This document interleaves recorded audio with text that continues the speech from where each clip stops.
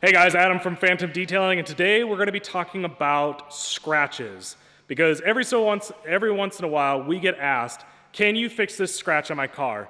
And the answer to that is, kind of. We'll get into it. Okay, so we actually have two great examples of a scratch that we can repair, which is on this Ford right behind me, and scratches that we can't repair, which is actually on my car. Luckily, today, my car is getting a maintenance detail, so this is a perfect opportunity for this. But I'm going to show you an example of scratches that we can repair. So right here, if you look into the sunlight, the little light right there, you can see what almost looks like little spider webbing. Now, what that is called, what we refer to that as, is micromarring.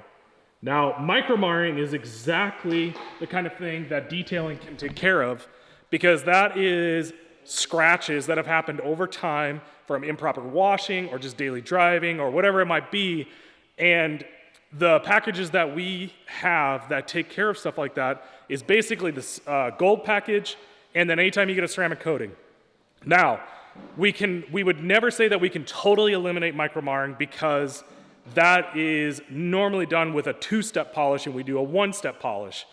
But we can get the car looking significantly better by just doing a one-step polish. Okay, so this might look pretty bad, and yes, that is a lot of micromarring. And what we would typically tell someone is a one-step polish can eliminate about 50% of those. Now, 50% might not sound like a lot, but a 50% reduction in micromarring actually makes a huge difference in what the vehicle looks like outside in regular sunlight. Before we talk too much more about micromarring though, I'm going to show you a scratch that we cannot repair. And that is right here on my car. So right here you can see this huge gouge right on the driver's side door. Now, the general rule of thumb when it comes to scratches is, if you can feel it with your fingernail, we can't fix it. But we can do what's called diminish it and make it harder to see. The reason why we can't fix it is because the amount of clear coat that we would need to sand and polish away in order to eliminate the scratch is going to leave you with very little to no clear coat on your car, which just presents a whole lot of other issues down the road. So what we'd rather do is just make it harder to see, and or have you take it to a body shop and just have it re-clear coated. I bet when you started watching this video, you didn't think we were going to go back to class, but you were wrong. We're going back to class. You are mine now. So I'm going to draw a little diagram here for you of clear coat and a scratch. Okay, so as you can see here, this is very simple because scratches are very simple. We have clear coat on either side, and then you have a scratch. So you have a valley right here. Now the reason why you can see that scratch is because you have the sunlight right here, and it's shooting light in here, and then the light does this, and then boom, bounces back out, right? Now, one of the things that happens when you have a scratch is you have these little fingers that pop up, and you have these rough edges, and that actually disperses the light a little bit more, or refracts the light a little bit more. So what we can do is we can diminish it by sanding and knocking down these edges and softening up this corner into the scratch, just like this, which then makes it more likely for the sunlight to come in and do less bouncing around, and it diminishes the appearance of it because you don't have these ragged edges up there.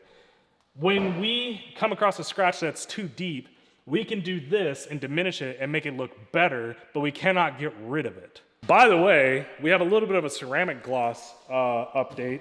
So I believe this is like a month and a half old, 2 months old, and it's still performing pretty great. Look at the. It's working great. Look at that. Levi approved. No, I've used a bunch of sealants, and I'm always switching stuff because I haven't really found one I'm satisfied with. But the DIY detail sealant, it's legit. Like, look at this. We just all we did was just wash it. We haven't dried it at all, and look at how little water there is on the surface. So, month and a half, 2 months, something like that. It's good so far. We're impressed. It's good stuff. Go check it out. Actually, scratch that. There'll be a link down below if you want to purchase some for yourself. Check out this fucking rocket ship that we just had in. What in the world is this thing? So it's a 1997 Volvo 850 T5. What? Can you? What is that? 850 horsepower? Yeah, 850 horsepower to the wheels. Inline 5. Turbo inline 5. Too fast. Too fast? Would you say it's almost too furious? It's not too furious, but This it's definitely license too plate fast. right here is Killer. it's pretty furious. Yes, sir. What's your name? My name's Brecken, and this is my Volvo. Yeah, we got a solid 5-banger.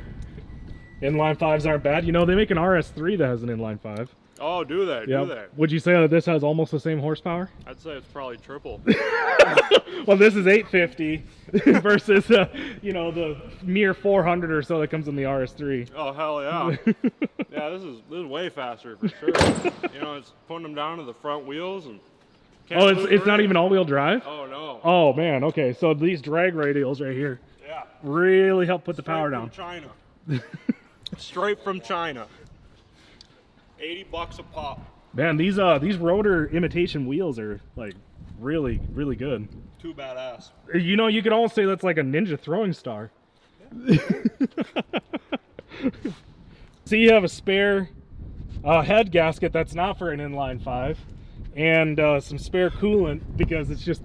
Oh yeah, this So thing it- leaks a little bit. Is that just in case like one of the cylinders goes out, you can seal up 4 out of the 5, or like? Yeah, yeah. I know what that's for. Then I can use I probably have a can somewhere. Use a can for the other cylinder. See, I actually know what this is for.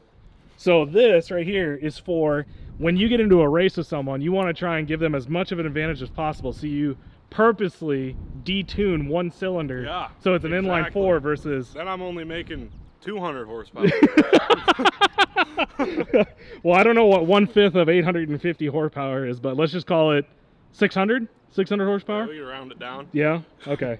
That's great. Thanks for allowing us to see inside the minds of a top tier race car. Top tier.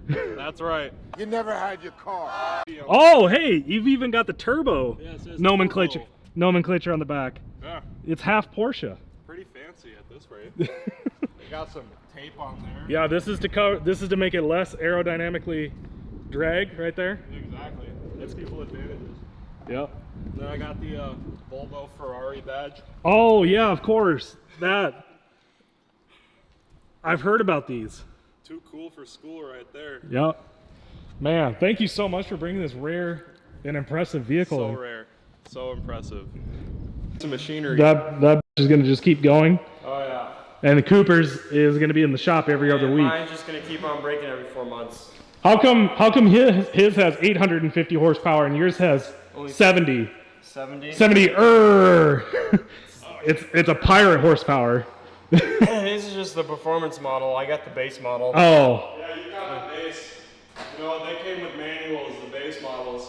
Mine's a stick. His is an auto, but it's That's how it normally goes. Normally the base models are the ones without the top tier automatic. yeah. Because the automatic shift faster is what I've heard. Autos are just too fast. And yours has that stupid all-wheel drive system that just creates more drag and parasitic loss in the drivetrain. And his has two-wheel drive, front-wheel drive. Yeah. No, we're both front wheel drive. My all-wheel. Oh yeah, because you had My the, all-wheel drive's broken. that's right. Another thing that's broken.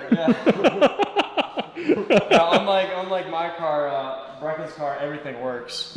Mine only half the shit works. That's okay.